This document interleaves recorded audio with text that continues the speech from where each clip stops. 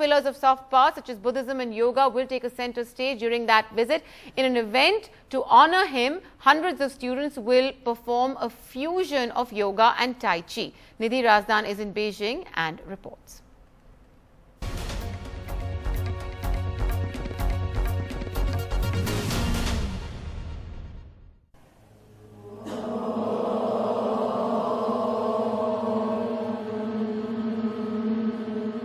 India and China may be squabbling over Beijing's aid to Pakistan and the border, but here in China, yoga could be starting something new. This school was founded by yoga guru Mohan Bhandari and his Chinese wife Yin Yan 12 years ago. Yin Yan, a former editor of the fashion magazine Elle, met Mohan on a trip to Rishikesh in 2003 and they never looked back. They have 6,000 students across their schools in China and their turnover is close to $10 million a year.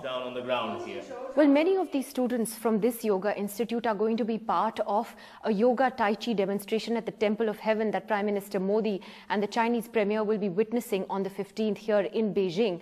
And it is part of a new initiative by the Indian government to try and reach out to China, not through traditional means, but through what is being called soft diplomacy. So whether it is through yoga, which is being seen as a very powerful way to do it, but also Mr. Modi's emphasis on Buddhism and his decision to go onto the Chinese social media, which is again part of that same strategy.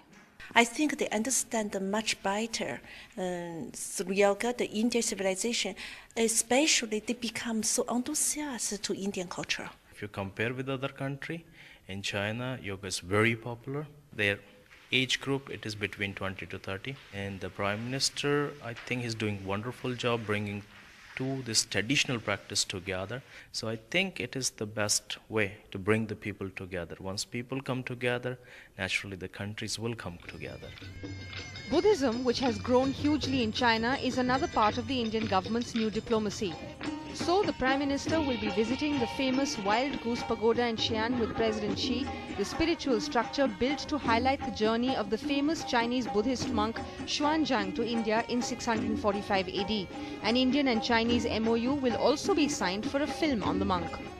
And Prime Minister Modi's decision to join China's social media platform Weibo has been a hit with over 47,000 followers, though not all the comments are friendly, with many making digs on Arunachal Pradesh being a part of China.